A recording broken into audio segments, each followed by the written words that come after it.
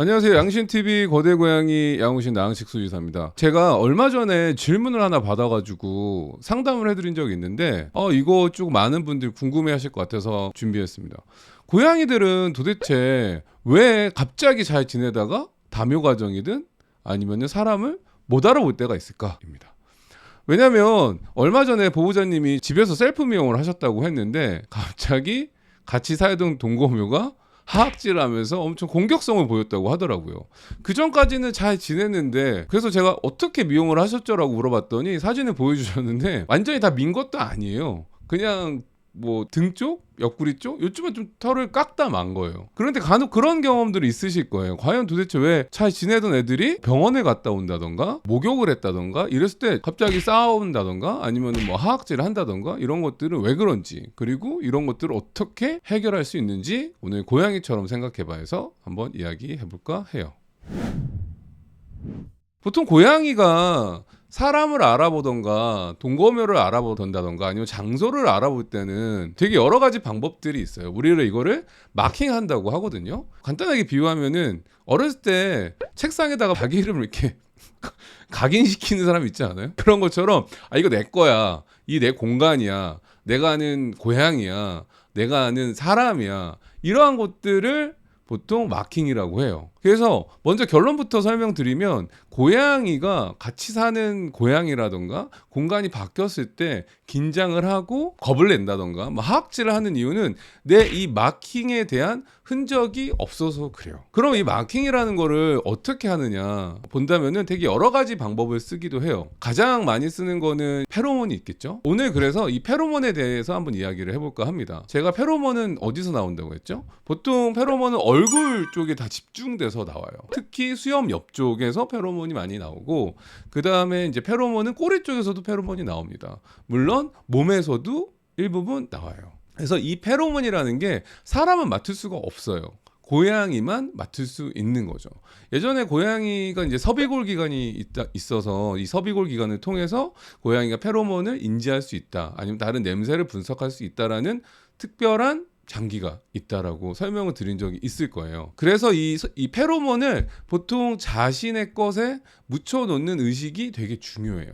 그래서 동거묘들 같은 경우에 고양이들이 알아보지 못하는 이유는 평상시에 사이가 좋은 애들을 보면은 서로 얼굴을 비빈다던가, 알로 러빙이라고 하죠. 아니면 몸을 좀 비빈다던가, 아니면은 더 귀여운 경우에는 같이 걸을 때 꼬리를 이렇게 S자로 이렇게 마는 경우도 있어요. 이런 경우는 서로의 페로몬을 비비고 알로 러빙, 서로 비벼주는 행위를 통해서 서로에게 마크를 찍어 놓는 거죠.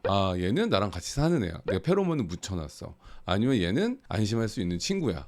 근데 이런 경우에 어떤 경우가 좀 난감하냐면은 병원에 다녀왔을 경우에, 그래서 병원에 다녀오면은 병원 냄새가 덮게 되고 페로몬이 좀 산화되게 돼요. 그러니까 희석되게 되겠죠. 그러다 보니까 갔다 온 다음에 이전에 같이 지내던 동거묘 고양이가 갑자기 하악질한다던가 싸우는 경우가 있을 거예요. 그래서 이런 경우에는 보통 동거묘를 한 하루나 이틀 정도 분리해 놓으면 자연스럽게 다시 페로몬이 익숙해지게 돼서 다시 사이좋게 지내는 경우도 있어요. 근데 또 이건 또 시간이 걸리는 부분이기 때문에 이런 경우에 또 다른 팁을 설명드리면, 양말이나 아니면은 수건 같은 거 있잖아요. 수건으로 집에 있는 친구의 페로몬을 묻혔다가 병원에 갔다 올 때 이 아이한테 이거를 이제 비벼주는 겁니다. 얼굴에다가 닦아주고 이 아이한테 이 페로몬을 먼저 묻혀주는 것도 도움이 될 거예요. 그리고 보통 이제 목욕하고 나도 마찬가지. 그러니까 목욕하고 나면 내 이름을 써놨던 게 다 지워지는 거라고 보시면 됩니다. 이름을 써놨던 게 지워지게 되고 다시 이제 페로몬을 묻혀야 되기 때문에 동일한 방법이에요. 목욕을 집에서 시켰을 때, 뭐 양빨을 한다라고 했을 때 서로의 페로몬을 묻힌 다음에 수건으로 말리거나 할 거 아니에요? 말린 다음에 그걸 다시 다른 고양이에게 묻혀주면은 조금 더 서로를 인지하는데 도움이 될 수 있다고 보시면 됩니다. 마지막으로 사람의 경우에도 그래서 이제 고양이들이 하는 게, 출근했다가 퇴근해서 집에 오면 가장 먼저 하는 게 뭐죠? 고양이들이 자기 거라고 마킹하는 거예요. 마킹을 하다 보니까 얼굴을 비빈다던가 다리 쪽에다가 자신의 마킹 행위, 많이 묻혀놔서 사람을 인지할 수 있는 거죠. 그런 질문도 하시더라고요. 그러면 사람이 뭐 나가서 삼겹살도 먹을 수도 있고 막 냄새 고기 냄새 할 수도 있고 뭐 술집 같은 데 갈 수도 있고 막 그럴 수도 있잖아요. 그럼에도 불구하고 그럼 왜 사람한테는 하악질을 안 할까? 이런 질문 하실 수도 있거든요. 그런 경우에는 고양이의 기억은 페로몬을 통해서 기억을 하기도 하지만 사람한테는 청각적인 기억을 많이 한다라고 보시면 돼요. 그러니까 청각적인 기억이라는 게 뭐냐면은 고양이는 보호자가 내는 목소리를 정확하게 기억하고 있습니다. 그래서 페로몬이 산화되고 아니면 다른 냄새로 덮였다고 하더라도 보호자가 보통 집에 오시면 하는 얘기가 뭐 이름 부르잖아요. 예를 들어서 오공이라고 부르겠죠? 오공이 부르면 얘가 딱 알아듣고 맞이하러 오는 거예요. 그리고 페로몬이 날아갔을 거 아니에요? 그럼 다시 또 페로몬을 막 묻히기 시작합니다. 그런 식으로 기억을 하고 관계를 맺어 나간다라고 보시면 될 것 같아요.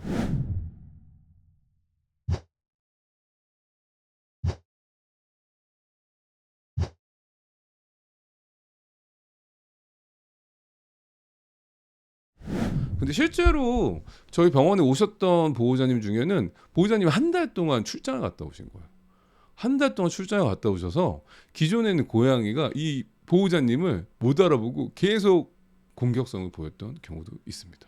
그래서 제가 이제 합사라고 하면은 꼭 고양이와 고양이의 합사도 있지만 사람과 고양이의 합사도 있어요. 그래서 사람과 고양이의 합사 관련돼서도 차후에 또 한번 설명드리도록 할게요. 고양이의 일상을 보면은 고양이는 자기 이름 적으러 다니는 게 항상 자기의 하루의 일과 중에 꼭 중요한 부분 중에 하나예요.